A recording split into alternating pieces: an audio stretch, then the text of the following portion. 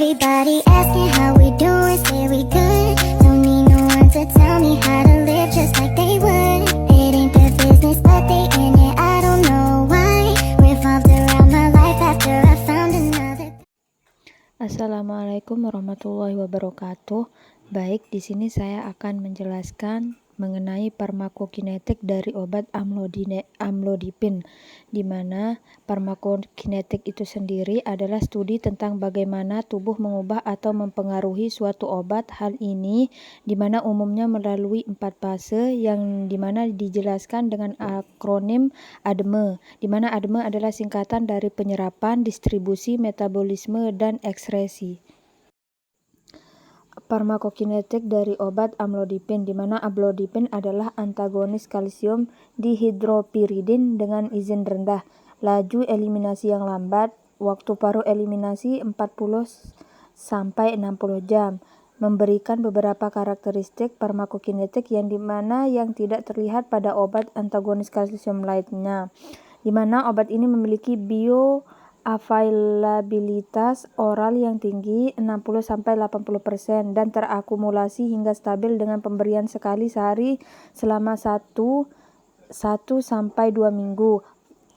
Fluktuasi konsentrasi obat plasma antar dosis adalah antara 20 dan 25% bila dosis sekali sehari digunakan. Permulaan efek bertahap setelah pemberian oral, yang sebagian disebabkan oleh tingkat penyerapan obat yang sedang atau konsentrasi obat farmakodinamik pada pasien hipertensi konsisten dengan disposisi obat. Setelah dosis tunggal, tekanan darah menurun secara bertahap selama 4-8 jam.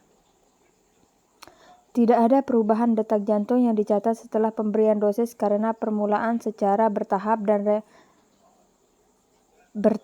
dan refleks fisiologis tidak diaktifkan. Selama pemberian dosis kronis oral sekali sehari, tekanan darah menurun dari nilai awal sebelum pengobatan dengan sedikit demam selama interval dosis 24 jam. Penghentian pengobatan amlodipin menyebabkan kembalinya tekanan darah ke nilai awal secara perlahan selama 7-10 hari tanpa ada bukti efek rebound. Amlodipin adalah antagonis kalsium dihidropiridin dengan izin rendah yang efektif untuk penyakit hipertensi dan angina pektoris dengan dosis sekali sehari. Absorpsi dari amlodipin, di mana amlodipin diabsorpsi secara lambat dan sepenuhnya di saluran gastrointestinal. Peningkatan konsentrasi plasma paling tinggi terjadi pada 6-12 jam setelah pemberian secara oral. Bioavailabilitas dari amlodipin adalah 64-90%. Di mana kondisi stabil plasma amlodipin dalam darah tercapai setelah pemberian 7-8 hari secara rutin setiap hari. Absorpsi amlodipin tidak dipengaruhi oleh makanan, di mana amlodipin memiliki waktu paruh yang paling panjang di antara kelas dihidropiridin lainnya, yaitu 30-50 jam. Metabolisme dari amlodipin, di mana amlodipin dimetabolisme secara ekstensif di hepar dan mayoritas diubah menjadi metabolit tidak aktif. Sekitar 93% dari obat yang beredar terikat pada protein plasma. Distribusi dari amlodipin sendiri itu, di mana volume distribusi amlodipin sekitar 16-21 liter per kilogram, di mana distribusi pada jaringan paling banyak di hepar. Obat ini telah dilaporkan dikeluarkan melalui ASI dalam jumlah yang kecil. Tahap terakhir yaitu eliminasi atau ekskresi, di mana amlodipin sebagian besar, sekitar 90%, dikonversi menjadi zat metabolit inaktif melalui jalur hepatik.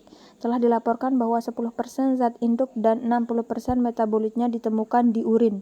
Farmakokinetik amlodipin tidak terpengaruh terhadap kondisi gangguan renal. Pada pasien dengan gagal ginjal, dosis amlodipin tidak mengalami perubahan. Everybody asking how we doing, say we good. Don't need no one to tell me how to live just